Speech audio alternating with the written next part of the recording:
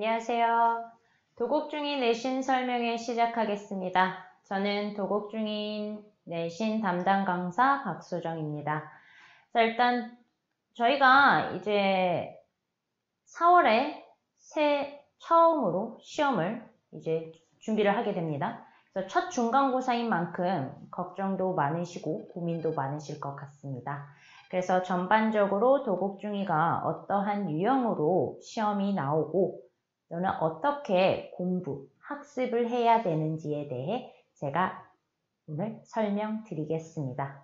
그래서 처음으로 일단 기출 경향 말씀드리고요. 그리고 그러한 경향을 바탕으로 어떻게 출제가 되었고, 그리고 어떻게 학습을 해야 되는지에 대해서 상세하게 설명드린 다음에 저희 내신 프로그램에 대해서까지 설명을 드리고 마치도록 하겠습니다. 그래서 첫 번째 보시면 아무래도 저희가 이제 도곡중학교 같은 경우에는 이제 객관식으로만 출제가 되고 있어요. 아무래도 코로나 영향인 것 같기는 한데 코로나가 이제 심해지고 나서부터는 이제 객관식으로만 출제가 되고 있어요. 근데 타 학교보다는 문항수가 조금 많은 편입니다. 그래서 33문제에서 특히 2학기 기말고사, 작년 기말고사에서는 35문제까지 출제가 되었는데요.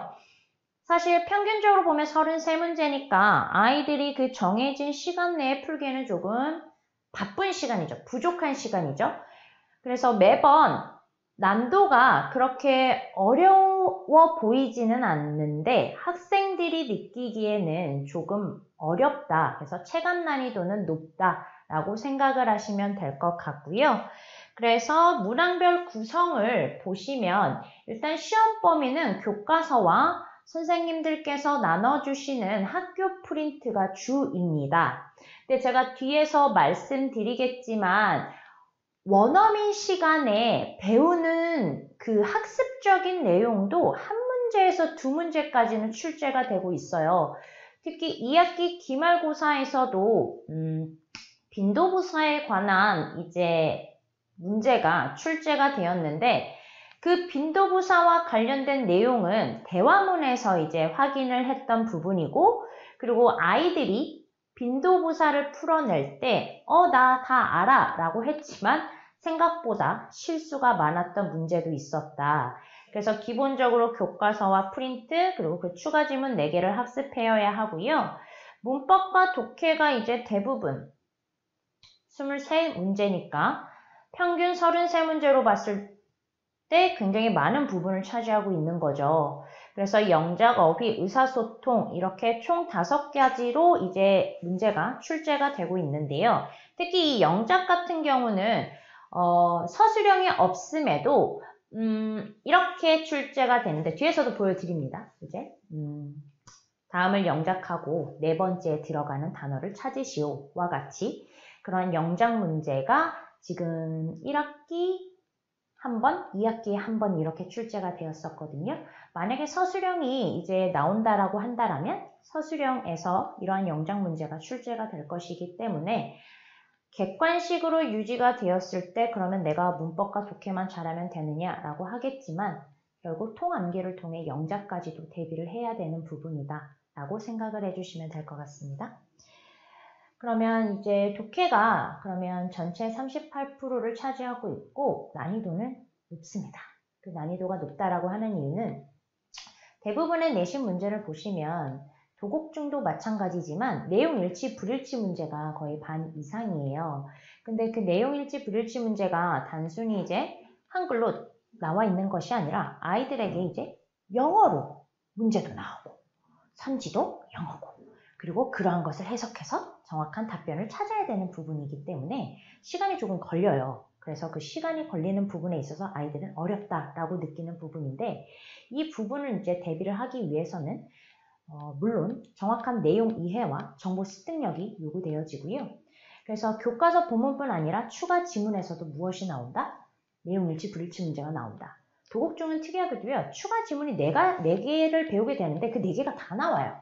앞에 오는 이제 그 본문 관련 문제 있고요. 그 뒤에 추가 지문인 4개는 짧게라도 다 나오게 되는데 그 추가 지문을 문법이랑 독해 문제가 다 들어가게 됩니다.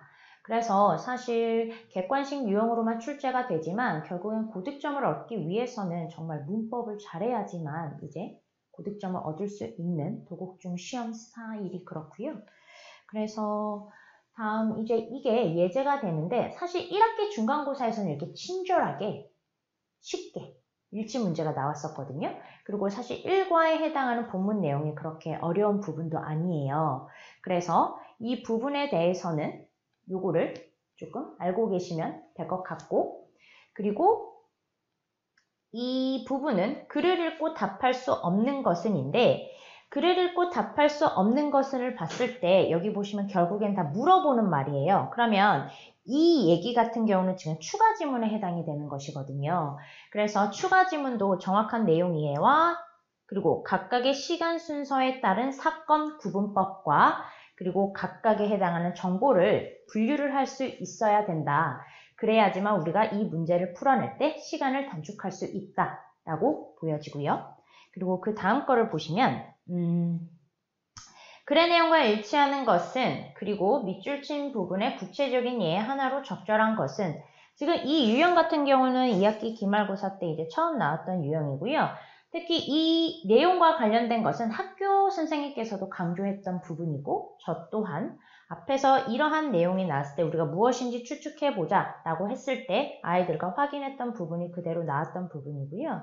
그리고 이 좌측에 있는 이 투란도트 내용도요. 사실 이제 본문과 관련된 내용이긴 한데 추가적으로 이제 그 지문에서 투란도트가 어떠한 내용이고 어떠한 의미를 가지고 있는지에 대한 내용이었는데 그거에 대한 내용 일치, 불일치 문제도 나왔다. 그래서 아이들이 상대적으로 이제 본문뿐만 아니라 추가 프린트에서 저희가 추가적으로 배울 수 있는 배경 지식까지도 이제 문제로 출제됐다라고 보시면 되고요.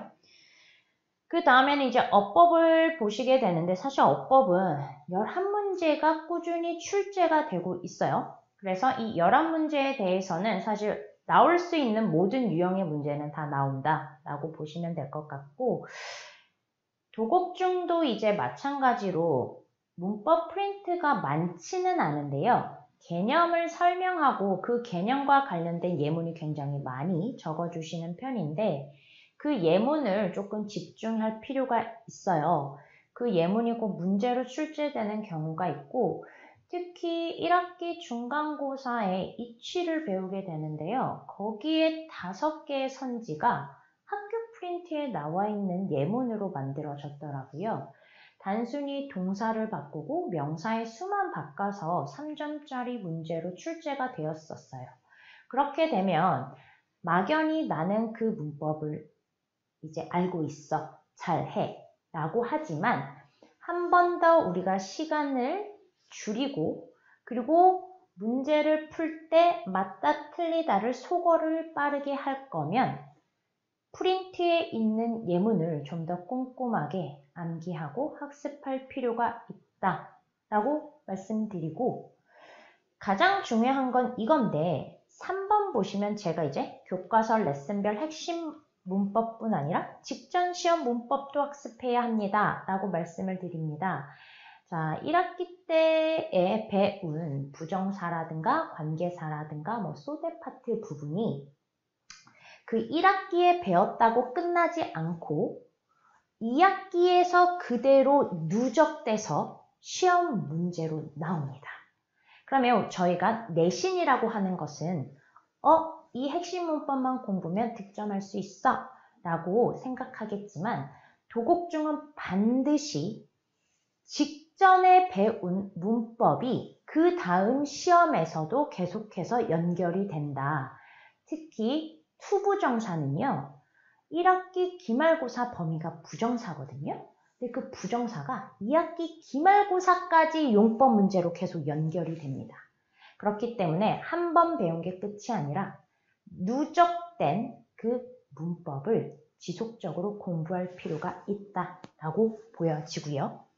그래서 다음 페이지 보시면 이제 예제가 나오게 되는데 가장 일반적인 거죠. 사실 관계대명사와 접속사라고 하면 대세 역할을 묻는 게 가장 일반적으로 묻는 유형이고 그 다음 B와 C임이 다른 것은 어떤 여기 이제 투부정사 용법인데 이러한 유형이요. 기말고사까지도 계속 출제가 되고 있어요.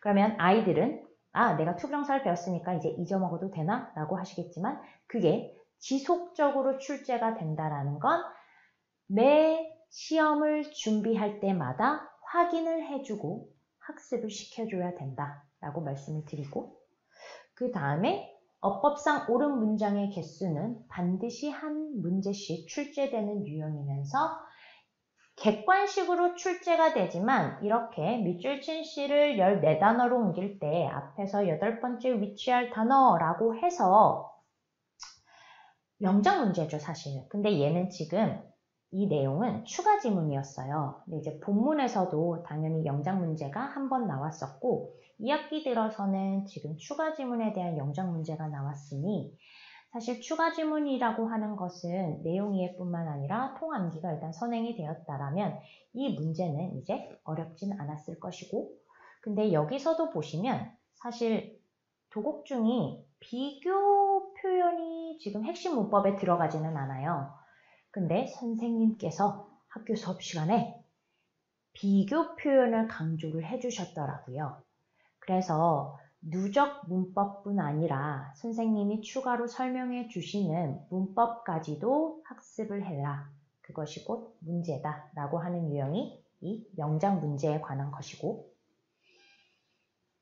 다음 밑줄 친 B와 C임이 같은 것. 앞에서 보여드렸던 걸 1학기에 출제된 문제 유형인데 이게 2학기 기말고사에도 그대로 나옵니다. 즉, 직접 문법 잊지 말고 학습하자 강조드리고 밑줄 친 C와 어법상 쓰임이 다른 두 개를 고르면 사실 이게 기말고사 문제인데요. 점점 1학기 때는 아이들이 첫 시험이라 그런지 그냥 무난하게 복수 정답이 있는 경우는 없어요. 근데 2학기에 들어서면 이렇게 정답 2개, 3개를 고르는 복수 정답 유형의 어법 문제가 출제가 됩니다. 그러면 아이들은 흔하게 이제 2개를 소거할 수 있지만 그 나머지부터 고민이 되기 때문에 그러한 부분을 변형 문제를 통해 아이들에게 학습해 줄 필요가 있고요. 그리고 여기에 나와 있는 선지의 예문들도요. 학교 프린트에 제시되어 있는 것들입니다. 그래서 어휘는 사실 교과서의 어휘를 정리해 준 걸 프린트로 나눠주시게 되죠. 그래서 학교 프린트 및 추가 단어 필기 확인을 해줄 필요가 있고요. 저는 이제 프린트에는 이제 영영풀이가 나와 있고 그에 해당하는 단어 뜻 정리하는 게 있으니 암기를 해보자 라고 강조를 하는데 사실 도곡중에서는 이 원어민 수업 활용도 굉장히 신경 써서 봐주셔야 돼요. 사실 원어민 선생님께서 수업하신 걸 제가 확인을 해봤었는데 굉장히 재밌게 하세요. 그래서 막 PPT도 굉장히 화려하고 그리고 막 축구 얘기도 하고 뭐 게임 얘기도 하고 너무 행복한데 그 안에서 이제 원어민 선생님이 던져주는 한두 개의 주제들이 있어요. 근데 그 한두 개의 주제들이 결국엔 중간 기말고사 때 한 문제로 나오기 때문에 아이들에게 이제 PPT를 이제 활용해라 라고 하면서 원어민 선생님께서 말씀해 주신 부분이 무엇이니? 라고 해서 체크를 해오게 되면 제가 그것을 통해 이제 예상 기출 문제를 한번 뽑아서 아이들에게 풀어보게 한다라는 것. 그래서 절대 원어민 수업을 놓치지 말자라는 것 강조드리고 그래서 어휘의 유형은 사실 적절한 어휘 찾기와 영영풀이에 맞는 단어 찾기, 단어의 의미와 같은 뜻으로 쓰인 것 찾기 등 어휘의 가장 기본적인 유형이 문제로 출제되고 있다라고 보여지고 그래서 예시를 보시면 사실 얼토당토하는 문제거든요. 이게 2학기 기말고사 문제였고요. 얘가 이제 원어민 수업 시간에 했던 내용인데 대화문에서 이제 빈도에 관한, 횟수에 관한 내용이 나왔는데 그거에 대한 설명을 해주셨었나 봐요. 근데 이제 사실 얘는 이제 빈도부사가 뭐냐라는 건데 아이들이 이제 급하게 이제 막 풀다 보니 sometimes로 보여서 1번은 제가 고르지 못했던 것 같아요. 그래서 그냥 보이는 거 아무거나 찍었어요 라고 아이들이 얘기를 했었어요. 사실 빈도부사가 아닌 걸 고르면 쉽게 sometimes니까 1번을 골랐어야 되는데 2학년 아이들이 되면 일단 어찌됐든 문법 전체를 한번 정리를 하고 오게 되는데 이러한 기본적인 것을 찰나의 실수를 할 수 있다. 그래서 아이들이 안다라고 생각하지 말고 원어민 수업 시간과 한 번 더 체크해줘야 될 부분을 해줘야 할 필요가 있었다라고 보여지는 문제. 그리고 다음 설명에 가장 알맞은 단어 고르라는 것은 영영풀이를 보고 이와 관련된 단어를 고르라는 것이기 때문에 학교 프린트 유의해서 암기해 주시면 되고요. 보기 중 빈칸에 들어갈 수 없는 것, 이것도 마찬가지예요. 다 학교 프린트에 있는 예문을 활용해서 아이들이 넣어보는 연습을 하는 것, 그리고 A가 속해 있는 문장에서의 의미 다이어 찾는 것. 그래서 사실 appreciate 같은 경우는 학교 수업 시간에 굉장히 강조를 해주셨다고 해요. 그래서 이 부분에 대해서는 이제 강조한 부분은 학원에 와서 저랑 다시 한번 맞춰보는 시간도 있고, 그리고 아이들에게 퀴즈를 줬을 때 아이들을 한 명 한 명 확인을 하면서 이게 무슨 뜻이다 라는 걸 확인하는 과정이 있어요. 그래서 저는 어휘에 있어서만큼은 프린트를 활용하는 것도 좋지만 수업 시간에 조금 꼼꼼히 필기를 해줘라 라고 얘기하는 부분도 있었다. 그러면 이러한 유형이 가지고 있는데 어떻게 도곡중은 학습을 해야 되는지 라고 한다면 어법 같은 경우는 당연히 핵심 문법 개념부터 해서 그 개념에 관한 확인 문제까지 학습을 해주는 게 좋겠고요. 본문 및 추가 지문에 있는 문법 세부 사항들도 빠짐없이 학습을 해야 된다는 건 아까 제가 말씀드렸듯이 기본적으로 이제 한 과당 2개씩 핵심 문법이 들어가니까 그 핵심 문법 말고도 선생님들께서 이제 수나 시제 일치화 같은 거를 굉장히 강조를 해주신다고 해요. 그래서 특히 수 일치 문제는요, 1학기 기말고사, 2학기 중간고사 때 한 문제씩 출제가 됐거든요.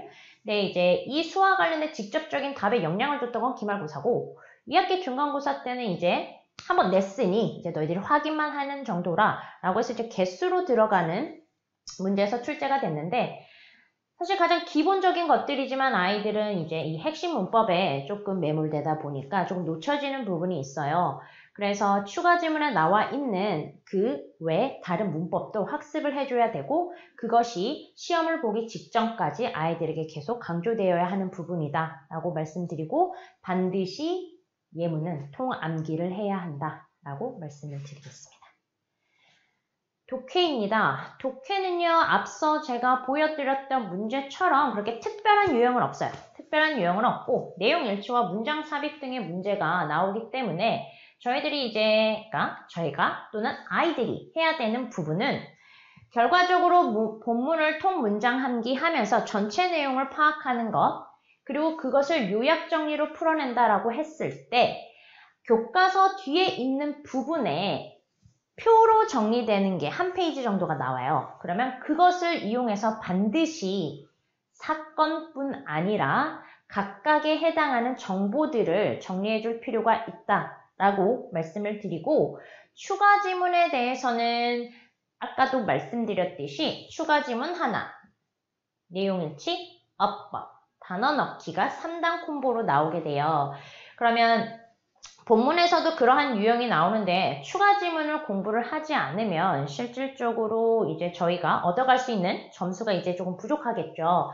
그래서 추가 지문에 또한 내용도 반드시 정리를 해줄 필요가 있는데, 이 부분은 아이들, 즉 도곡중 학생들이 직접적으로 노트를 가지고 정리해 주는 것도 좋겠지만 그거에 해당하는 무엇도 따로 제가 이제 요약 정리를 한 표를 가지고도 활용을 해볼 수는 있다. 그래서 단순 암기가 아니라 결과적으로 내용이 맞냐 틀리냐를 계속해서 이제 확인하는 작업이 필요하겠다라고 말씀드리겠습니다. 어휘입니다. 어휘는 수업 시간 내에 이제 학습한 어휘를 위주로 공부를 해주시면 되는데 당연히 예문을 활용해 주셔야 돼요. 아까 어휘 문제에서 이렇게 예문이 나왔는데 거기에서 빈칸에 들어갈 어휘가 있냐 없냐를 고르라는 문제가 나왔잖아요.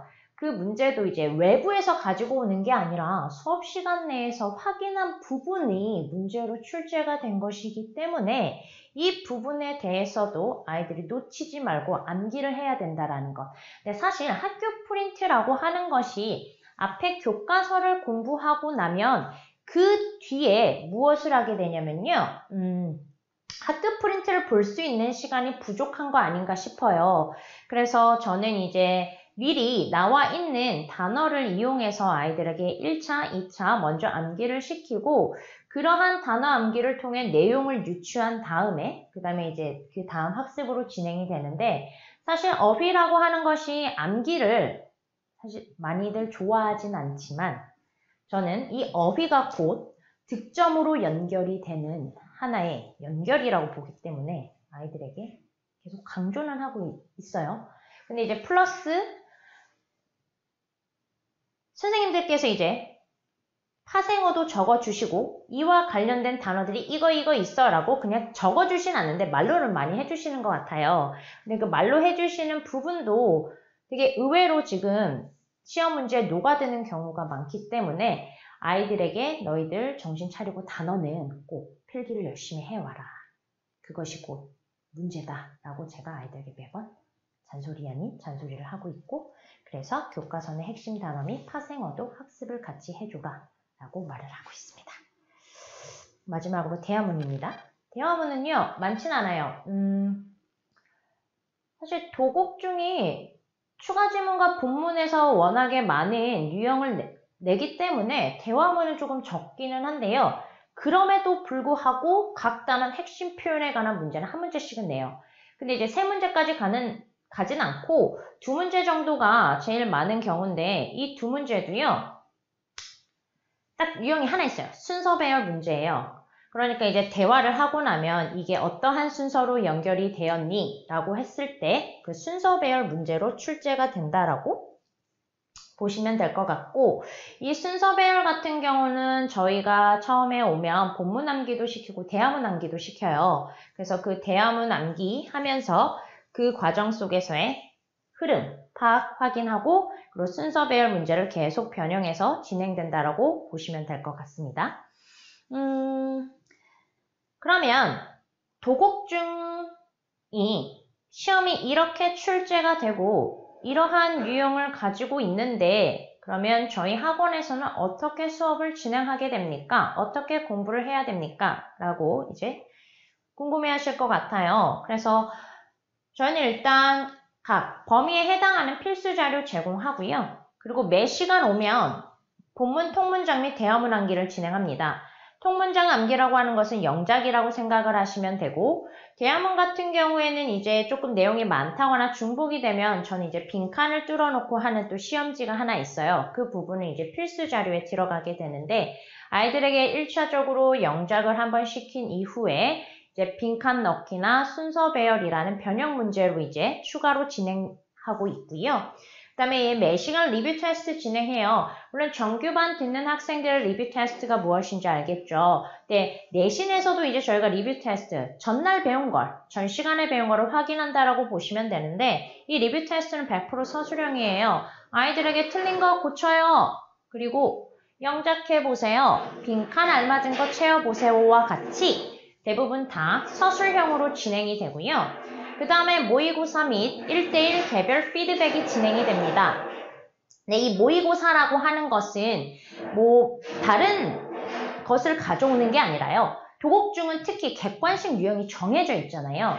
그래서 도곡중 스타일의 예상 기출 문제를 적용을 하고 있는 것입니다.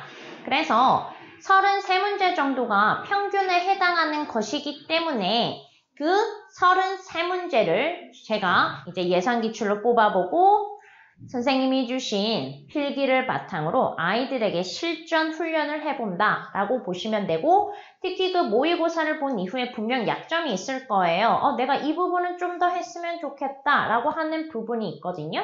그래서 그러한 부분에 대해서는 1대1 개별 피드백 진행된다라고 보시면 될 것 같아요. 물론 수업 시간에 다 하면 좋겠지만 혹시 이제 뭐 다른 수업 때문에 일찍 가야 되는 경우 아니면 조금 다른 일정이 있는 경우에는 저와 시간을 따로 정해서 확인을 받을 수 있는 점도 확인해 주시면 좋을 것 같고요.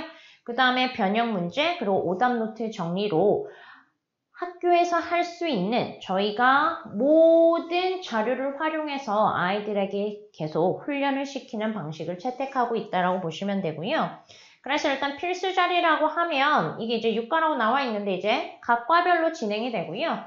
이렇게 본문 틀린 거 고치기 그리고 그 다음에 이제 연습 문제, 문법 연습 문제를 통해서 아이들에게 계속 변형 문제를 던져줘요. 너희들이 어떻게 풀어낼 수 있는지에 대해서. 근데 물론 이제 다른 문제를 활용하기도 하지만 저는 원칙적으로 학교 교과서에 있는 예문과 문법 프린트에 나와 있는 예문을 위주로 진행을 하기 때문에 아이들에게 상대적으로 어색함을 없애주고 있다라고 보시면 되고요. 그 다음에 이제 학교 프린트 심화 문법 및 변형 문제가 앞서 말씀드렸듯이 그러한 아이들에게 계속 반복적인 훈련을 통해 변형 문제를 던져주고 있고, 어휘 같은 경우에는요, 일단 제가 한글 뜻은 제시를 해줘요. 그래서 이제 아이들이 영어로 쓰는 것, 그리고 예문에 알맞은 단어를 써야 하는데 단순히 단어만 쓰는 게 아니라 그 자리가 어떤 자리냐에 따라 형태 변화가 있겠죠. 그래서 그러한 부분까지도 확인을 해주고 있고, 그 다음에 리뷰 테스트 같은 경우는 보시는 바와 같이 서술형으로만 진행이 되고 있다 확인해 주시고요. 그래서 마지막으로 이제 모의고사 같은 경우는 도곡 중에는 진짜 뭐밖에 없으니까 객관식으로만 진행이 되는 부분 때문에 도곡 중 유형의 문제를 33문제에서 5문제까지 주고 있다. 근데 이때 시간은 실제 시험을 보는 것처럼 아이들에게 풀이를 진행하고 있고요. 이와 관련된 설명은 당연히 그 자리에서 하나하나 진행을 하고, 혹시 개별 피드백은 어쨌든 1대1로 다 진행이 되기 때문에 부족한 부분까지도 만들어주고 있다. 그래서 이제 도곡중 같은 경우는 시간이 그러면 어떻게 됩니까? 라고 하시면 월금 화목 7시 반에서 10시예요. 그래서 내신은 2시간 반 타임으로 진행이 되고, 특히 이제 주말반이 이제 일요일로 가게 됩니다. 그래서 일요일에 9시에서 1시인데 조금 일요일만큼 시간이 좀 길어요. 그래서 9시에서 1시로 4시간인데 지금 2학년 학생들은 첫 중간고사인 만큼 내신은 어떻게 공부해야 되지? 그러면 어떻게 내가 해볼까? 라는 고민도 있을 수 있고 궁금증도 있으실 것 같아요. 그래서 일단 한번 이제 저희와 상담을 해보시고 실제로 한번 적용해보는 게 너무 중요할 것 같고요. 그리고 그 외에 뭐 다른 궁금증 있으면 학원에 연락 주시면 가능한 부분이니까 첫 중간고사를 저와 함께 준비해 보시면 너무 좋을 것 같습니다. 그래서 혹시 궁금하신 점 있으면 편하게 학원으로 연락 주시고요. 저는 오늘 도곡중이 내신 설명회를 여기서 마치겠습니다. 감사합니다.